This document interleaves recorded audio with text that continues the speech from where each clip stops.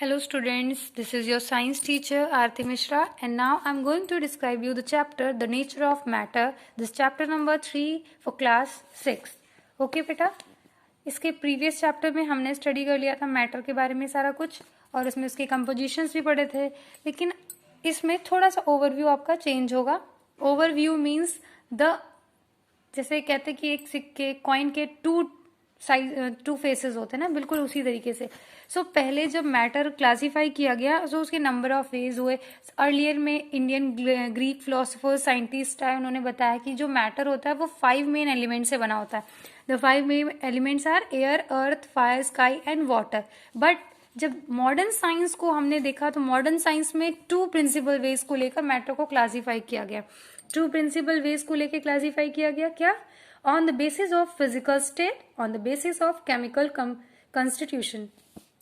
2 main मतलब basis बनाए गए. पहले तो जो था, उसके बाद नई मॉडर्न जो हम केमिस्ट्री पढ़ेंगे, मॉडर्न साइंस पढ़ेंगे, उसमें उन्होंने बताया कि 2 मेन बेसिस हैं. देखे, first one is physical state और दूसरा केमिकल कंस्टिट्यूशन के बेसिस पे.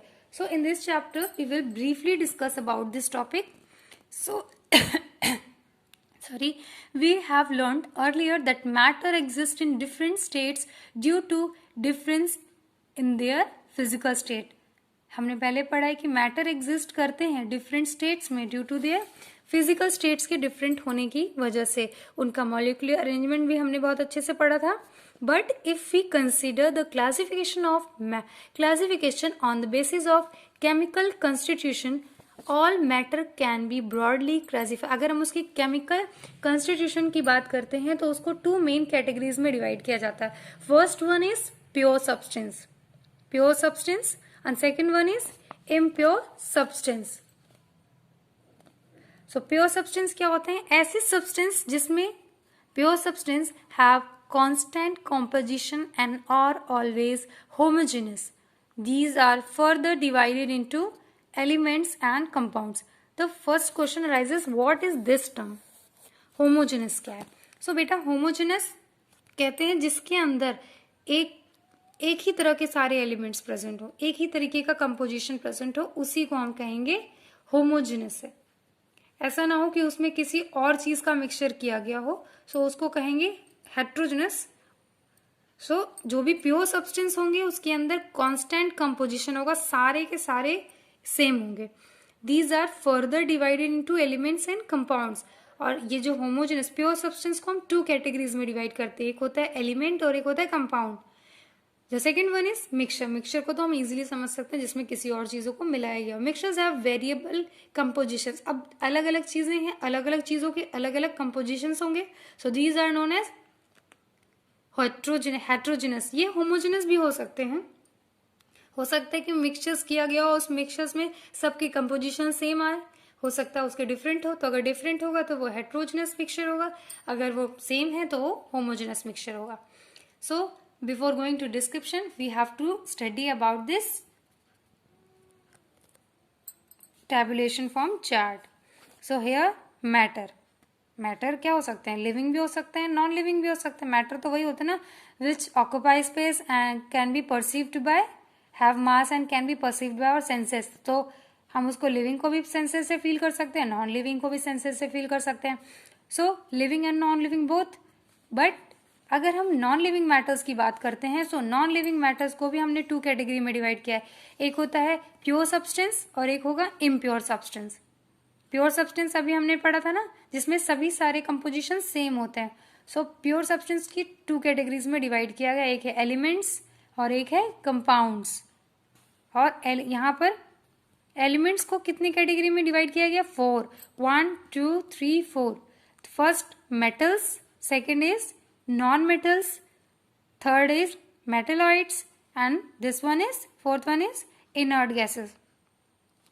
metals की कैटेगरी में हम लोग देख सकते हैं iron, copper, gold. Non metal में nitrogen, sulphur, phosphorus.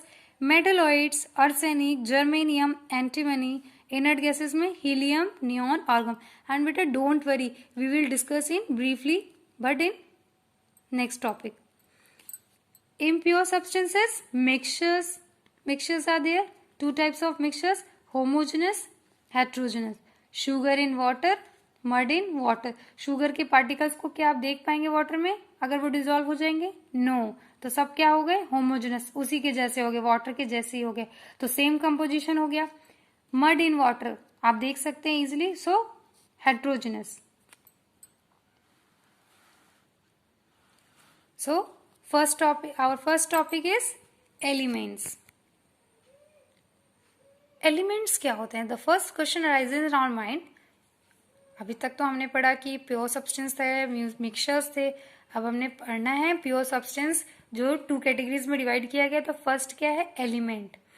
A pure substance which cannot be broken into 2 or more substances by any chemical means is called an element. ऐसा कोई भी प्योर सब्सटेंस जिसको हम ब्रोकन यानी तोड़ नहीं सकते 2 या 2 से ज्यादा प्योर सब्सटेंसेस में, और उसी को क्या, उसका केमिकल नेम क्या है? एलिमेंट। हम प्योर सब्सटेंस को केमिकल नेम क्या देते हैं? Element.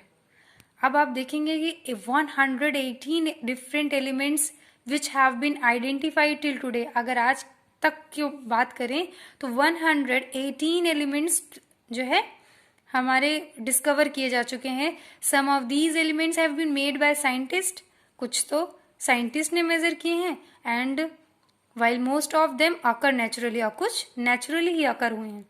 Those elements which occur naturally are known as natural elements। जो नेचुरली ही आए हैं उनको क्या कहा जाता है?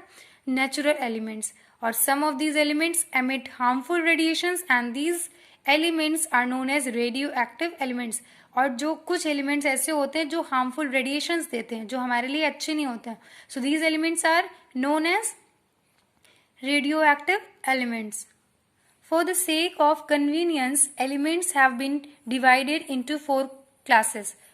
हमें एलिमेंट्स की स्टडी करने के बारे में 4 टॉपिक्स के बारे में पढ़ना है। That is metals, non metals, metalloids and inert gases. Thank you for watching this video.